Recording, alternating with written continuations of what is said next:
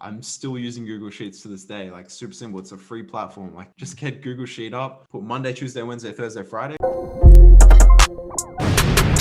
Hey guys, welcome back to another episode of the Design of Future podcast. I've got Tom on today. Tom, go ahead and introduce yourself for me straight away, man. How's it going, man? Thankful to jump on this and always grateful for the experience to jump on podcast and share stories and stuff. It's super interesting. So my name's Tom Wedding. I basically do agency coaching, so helping agency owners to scale and grow their agencies. And I kind of started off, a little bit weird. Weird way to get into entrepreneurship. I was an acrobat actually, so we can talk about that and kind of start from there. But yeah, man, great to be on. That's awesome, man. So talk to me a little bit more about how you went from obviously like being an acrobat to then getting into like the entrepreneurial space, starting your agency, and then obviously progressing into the coaching space as well. Yeah, so definitely had like a little bit of a leg up from the acrobatics, obviously coming into the space. So I was doing mainly street performing to make an income. That's kind of what I did for 3 years to just really made a living from that.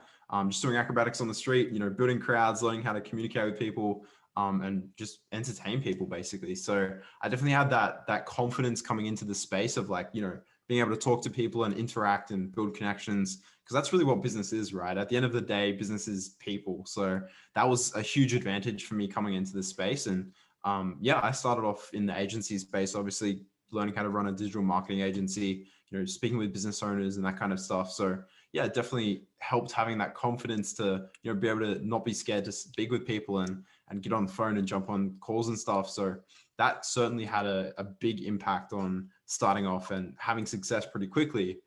So I managed to scale my agency pretty quickly. In a month, I'd hit 10K a month.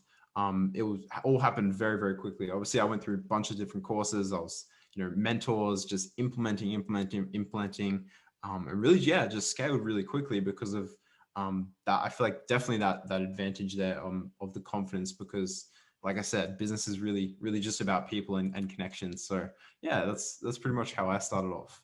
Amazing, man. Amazing. And just before we get into the agency stuff, when you was like street performing and stuff, how did you get into that? Was you always doing that as like a kid, or was that something you sort of like got into after school, or how did that sort of happen? Yeah, so that was always just kind of my outlet, right? I think we always have that little outlet, whether it's, going to the gym or going for a run, whatever that is for some people. For me, it was acrobatics, right? And that was really what I love to do, right? Is this guy had just flip around, jump around, throw my body out there. And that was really like what I loved. And throughout school, that really helped me deal with, mental issues and just get through the day. And, it's really what I enjoyed. So yeah, getting into it, I kind of just, met with a couple of people, ended up starting it, did it for about 5 years, and then just really loved it. And then I guess the main pivotal moment for me transitioning into the entrepreneurship was obviously I was performing. I loved it. It was like my passion. Like I felt like I was going to do it for years and years and years. Unfortunately, I had a knee injury, right? So I tore my ACL, put me out for like, quite some time. And that was, a really depressing time in my life where I couldn't walk. Going from being able to do these crazy flips and stunts to not being able to walk even was, very, very hard on my mind. And that was kind of when I made the choice, either right now I can be a victim or I can stand up and choose to make something of my life. And that's really what I did. I was like, you know what, I'm going to look into the online space. I've always had a curiosity there.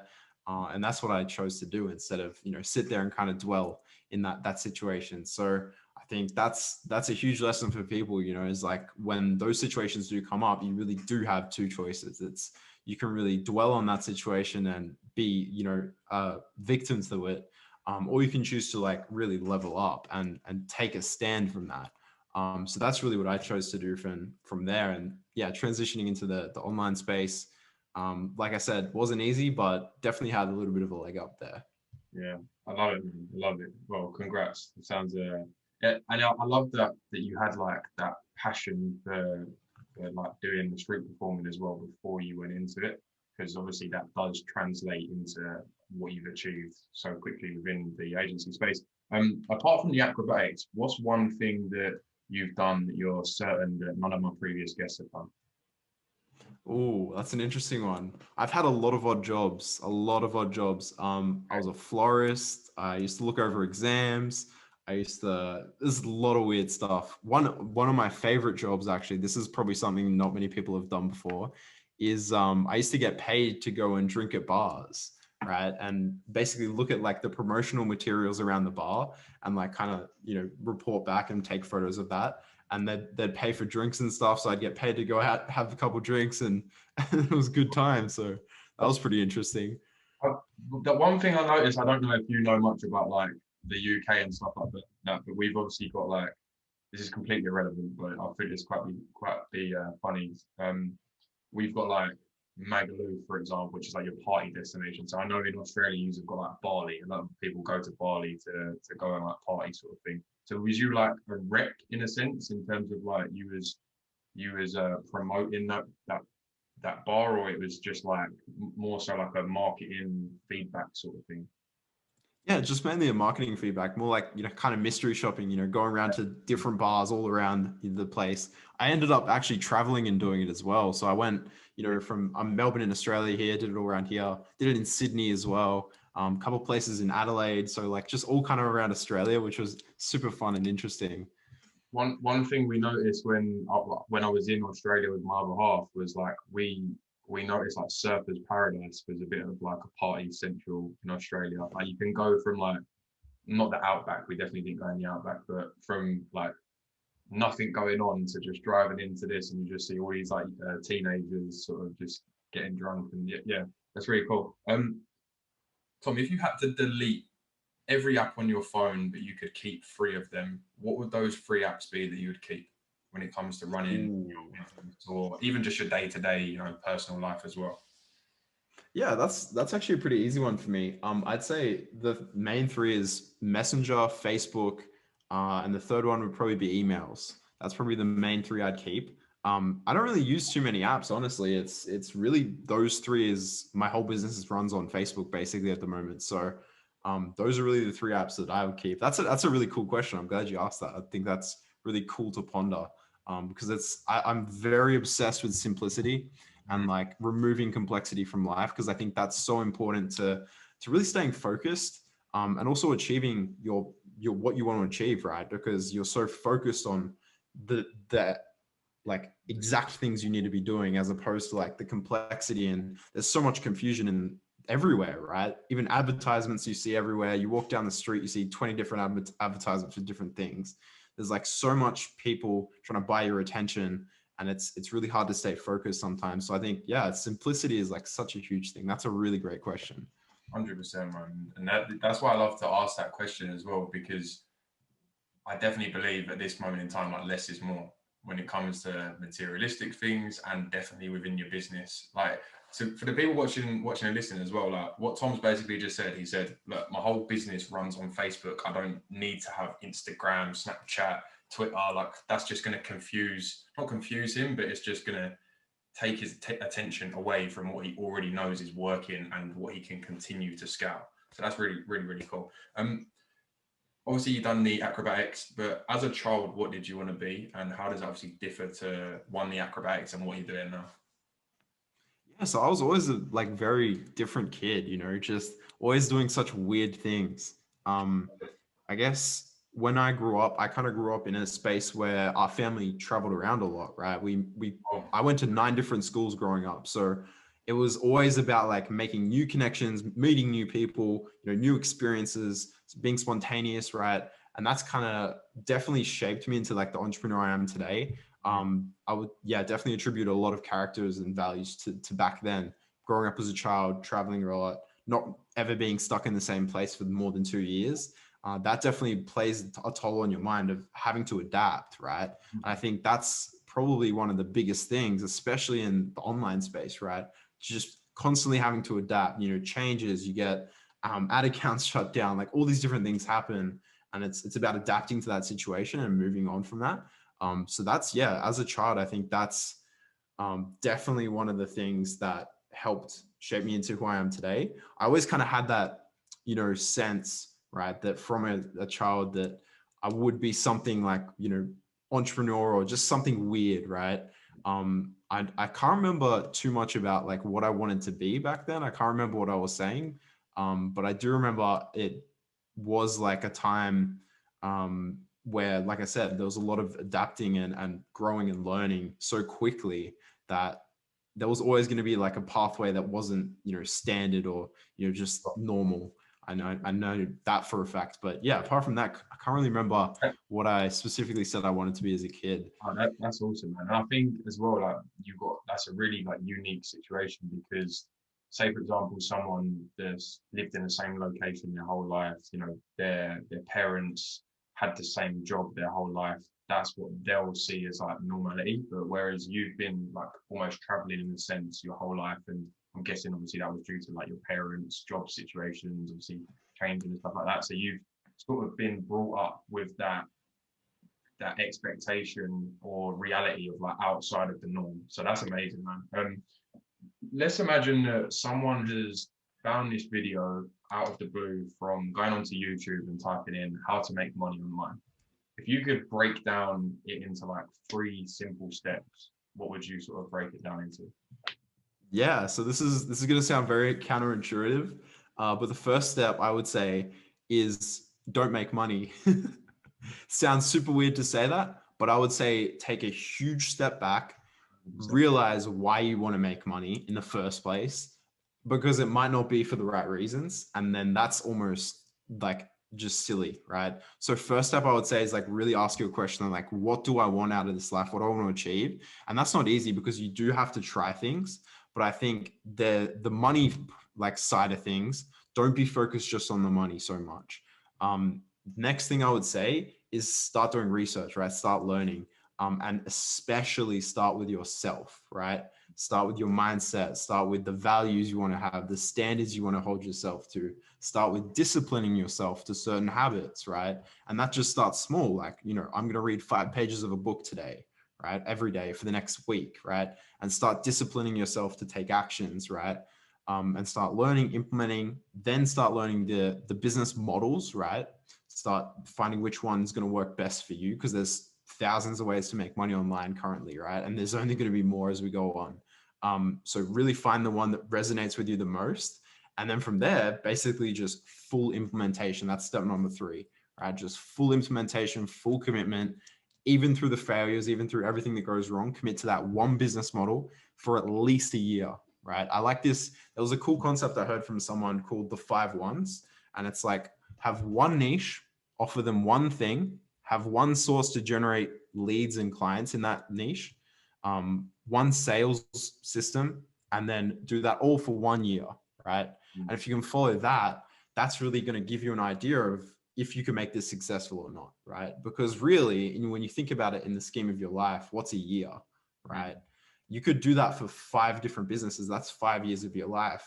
You might have think you wasted, but really you've tested what you do and don't want to do. And it's actually the most productive 5 years you could have ever had, as opposed to what's the alternative, right? I think that's such a big question to ask is like, if not this, then what? If not me, then who, right? And just asking those questions to really define like, there's going to be something filling your life, whether that's business, whether that's a job. So there's something that's going to happen in your life because it continues on with or without you, right? You can't stop it. You can't pause time. So I think, yeah, that's really, I kind of went off a little bit of tangent there. So sorry, but that's what I would say. I love it. That's quality. When it comes to like creating content, I've noticed you're producing some content on YouTube now, obviously running an agency, creating content for clients and stuff like that as well. So when it comes to creating content, how do you go about it? And have you got any tips for someone that has never created content for themselves or clients before? Yeah, I love content. Content's such a huge thing. So really, I simplify my content to 5 core things, right? These are 5 core different types of content that really work well to do what they're meant to do, right? Which is convert your clients to, or prospects to take the next step in your process or your funnel, right? So really 5 types of content that I like to do the best is first one is engagement post, right? So asking questions to people and these can be general questions, these can be niche relevant questions, but just questions, right? That people can answer. And that really gets the most engagement on, whatever platform you're on because people love to answer questions, right? Next thing is relatability and character posts, right? Showing who you are, showing things about your life, right? What's going on, what's going bad, right? And that's really going to create a lot of relatability with people and show who you are. Because I think business, like I said, is people. So if you can really portray who you are and what you do, that's going to be really helpful for people to connect with you, right? Third thing is value posts. So that one's people have probably already figured out, like posting valuable things for your industry, for your niche, your clients, your prospects, whoever it is. And really just giving a bit of value, right? Hey, I can help you with this. This is how you do this, you know, a little bit of value. Fourth thing I would say is action posts. So like just straight up saying, hey, book a call with me. We can speak about this, and this, or, hey, you know, send me a message and I can send you this free training, or just something to get them to take an action in your sequence. And then the fifth thing, what is the fifth thing? I've drawn a blank. I can't remember the fifth thing, but those are four of the main ones. There is a fifth one, but I can't remember it at the moment. But yeah, those are the four main things I would say with content to really help you. One, create relatability with your customers, and also two, to push them to the next step in your sequence. Awesome, man. Awesome. And when it comes to like some of the tools that you use, let's imagine, you know, someone's completely fresh when it comes to creating content. What's a couple of tools that you use on a day-to-day, whether that's on like your PC or Mac, whatever you're using, in terms of actually creating the content? Yeah, so I just use Google Sheets. Like I'm still using Google Sheets to this day. Like super simple. It's a free platform. Like just get Google Sheet up, put Monday, Tuesday, Wednesday, Thursday, Friday, type your content out, have a folder for your pictures or videos you're going to attach to that. Done, right? And I do that still, and I have a VA posting that for me, right? So I just spend about an hour per week creating all my content for the week, and that's just typing it all out. I find what topics I want to talk about, type it all out, add pictures for it, done, right? And then that's all I do for the week. And that's a whole week's worth of content. And I can schedule that 2 weeks, 3 weeks, 4 weeks if I wanted to, right? And that's really the simplest way I'd say to look at it. Like I said, I'm all about simplicity, because I think the more complex stuff you add to it, the worse it becomes. I love that. I love that. And you know what? Funnily enough, over the last month or so, I've reverted back to Google Sheets, because like I was like overcomplicating stuff when it comes to clients and stuff like that. I'm like, oh, how can I make this look pretty if I need to show clients it, show like their content schedule and stuff like that. And it's just like, why are we overcomplicating it? Another good thing for the people watching and listening as well is I use Google Sheets to plan everything out. And then if you do want to make it look pretty, I just put it into a Google slide and then put like the post and the caption. If you're doing social media management, for example, you can literally just have a Google slide and it's got the whole month of content, picture, caption, send them the Google slide, boom, and you're done. So yeah, Tom, that's amazing. And that just shows as well that everything can be achieved from that simple thing, because you've got Trello, you've got Asana, you've got all of these other like management systems, but when push comes to shove, you know, just keep it simple, keep it in Google Sheets. And yeah, I love that, man. I love that. When it comes to like automation and softwares and stuff like that, obviously we spoke about, you know, habits and routines that you have, but is there any systems when it comes to like online that you're implementing at the moment that people wouldn't potentially know about? So in terms of like softwares and stuff, you mean? Yeah. So softwares that you use in terms of like running the business or automating certain systems. Yeah, so that's the thing. I don't really have too many softwares, you know, just kind of the bare necessities, right? You know, ClickFunnels for funnels. And then I have probably a little software to automate some Facebook tasks, and that's really it. That's all I use, right? Just again, complete simplicity, not taking on other crappy little softwares that do one little task or something. It's like not required, right? Yeah, that's really, I don't have any like major ninja hacks on softwares or anything. There is some cool softwares out there, don't get me wrong, that can definitely make a huge difference. But yeah, like I said, I'm all about simplicity. So mainly just have like a software to automate some Facebook tasks to help my VA out. And then yeah, just ClickFunnels for some funnel stuff. Amazing. Let's imagine you could only read one book for the rest of your life. What book would that be? Ooh, this is a hard one. Ooh, there's so many good books. Um, I would say David Goggins' Can't Hurt Me. That's a pretty good one. Pretty good one. But that's a close tie with Tony Robbins' Unleash the Giant Within. That's a really good book as well. I'd say one of those two. Amazing, man. Amazing. And is there anything that we haven't sort of spoke about on this episode that, you know, you'd like to sort of end this episode off with? No, man, that's pretty much it.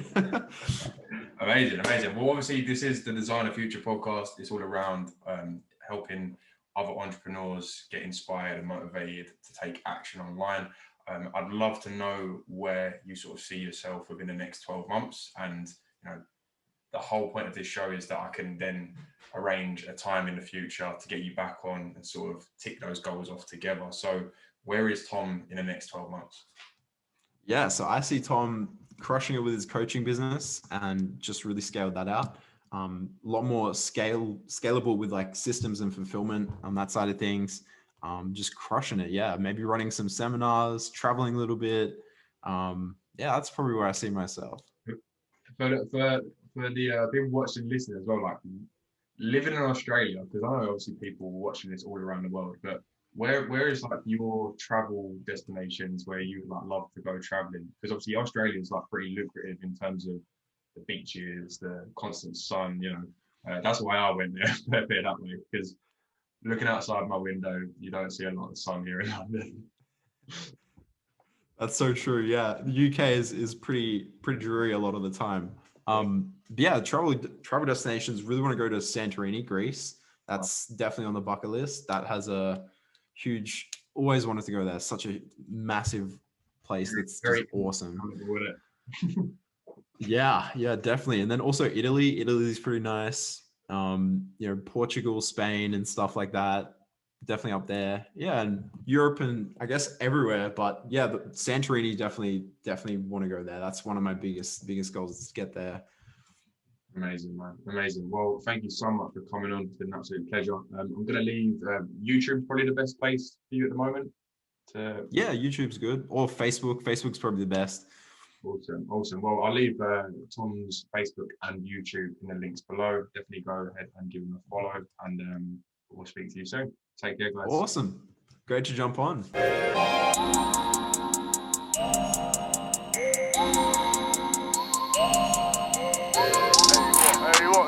Hollywood 6.